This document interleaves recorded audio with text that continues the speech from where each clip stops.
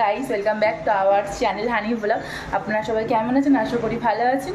তো এখন একটু আবার বাইরে যাব, হানির দরকারে, আমার দরকারে। তো জানি না কতটা কি কাজ মেটাতে পারবো না মেটাতে পারবো। তো চলো যাওয়া যাক। এই হচ্ছে ফুল লোক, গরমে ছোটে সব চুলগুলো ওপরে বেঁধে নিয়েছি। জানি না কেমন লাগছে না লাগছে। তো চলো যাওয়া যাক।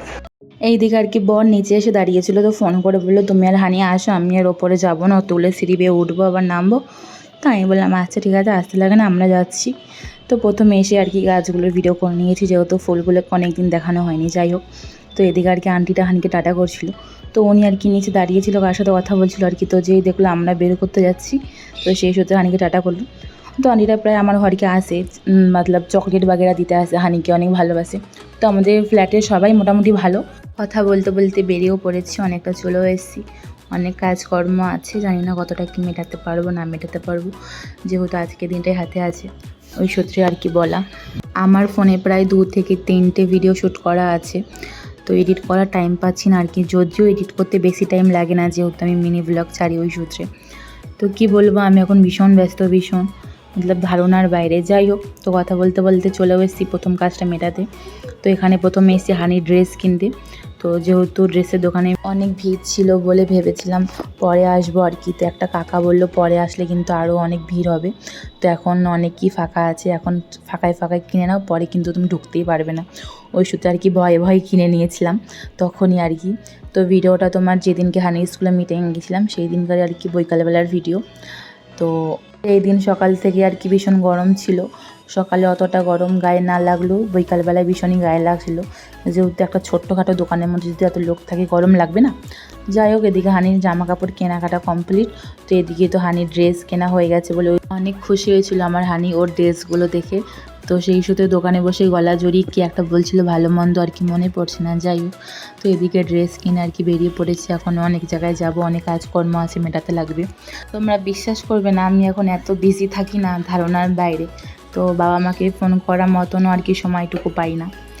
তো এখন যে ব্যস্ততার মধ্যে আমি আছি, এটা যদি আমি গত 5-6 মাস আগে থাকতাম তাহলে হয়তো আমার জীবনে একটা দুর্ঘটনা ঘটতো না আর কি, কারোর সাথে পরিচয় হতো না।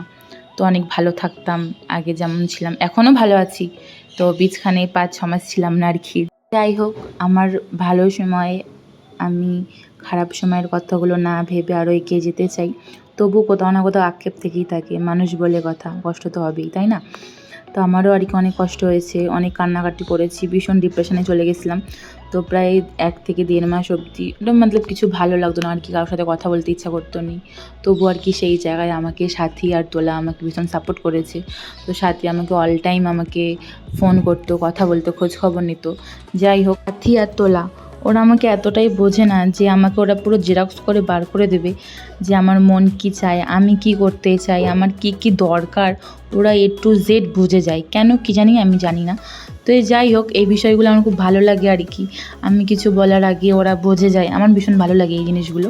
তো আমাকে সবথেকে বড় ব্যাপার হচ্ছে ওরা আমাকে বোঝে। আমি কতটা বুঝি না বুঝি জানি না, কিন্তু ওরা আমাকে পুরোটাই বোঝে আর কি। তো ওদেরকে নিয়ে যতই বলবো ততই কম বলা হবে। তো একটা কথাই বলবো, কম বন্ধু থাকুক, যেন বন্ধুর মতন বন্ধু থাকুক, যেন শত্রু না থাকুক যে বন্ধুর বেশি আর কি শত্রু আসবে। অমন বন্ধু করার থেকে না করা আরও ভালো। তো আমি আর একটা কথা বলবো, আমার সাথে যে ঘটনাটা ঘটেছে, আমি চাই না যে আমার কোনো শত্রু নেই আপাতত, যদিও কোনো শত্রু থেকে থাকে তার সাথেও যেন আর কি অমন না ঘটে। তো যাই হোক, তো কথা বলতে বলতে সব কাজকর্ম কমপ্লিট করে ফেলেছি। তো এদিকে বর আর কি আমাকে অটো ধরিয়ে দিয়েছে, তো আমরা অটো করে চলে এসেছিলাম। তো সেদিনকার কি ওর আর্জেন্ট কাজ ছিল বলে আর কেউ আসেনি আমাকে ছাড়তে। তো আমাকে বললো তুমি অটো করে চলে যাও, ঘরে গিয়ে ফোন করে দেবে আর কি। তো আমিও আর কি ঘরের রাস্তায় চলে এসেছি, অটোওয়ালা অনেকটা দূরেই নামিয়ে দিয়েছিল। তো হেঁটে হেঁটে এসে অর্ধেকটা। তো আসার পরে এখন ঘরে যাব, দিয়ে আর কি রেস্ট মেস্ট নেবো, নেওয়ার পরে চা পানি খাবো। হানির জন্য কী কী কিনলাম না কিনলাম, ডাক্তার আমাকে কি বলেছে না বলেছে, সব কিছু নেক্সট ব্লগে আর কি দেখাবো বা শোনাবো।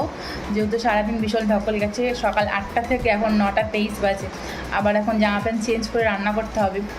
তো যাই হোক, তো ভীষণ ক্লান্ত আমি, তো সেই শুধু আর কি শেয়ার করলাম না। তো ভিডিওটা এখানেই শেষ করছি, কেমন হয়েছে না হয়েছে অবশ্যই কমেন্টে জানাবে। দেখা হচ্ছে পরবর্তী কোনো এক ভিডিওর সাথে। টাটা।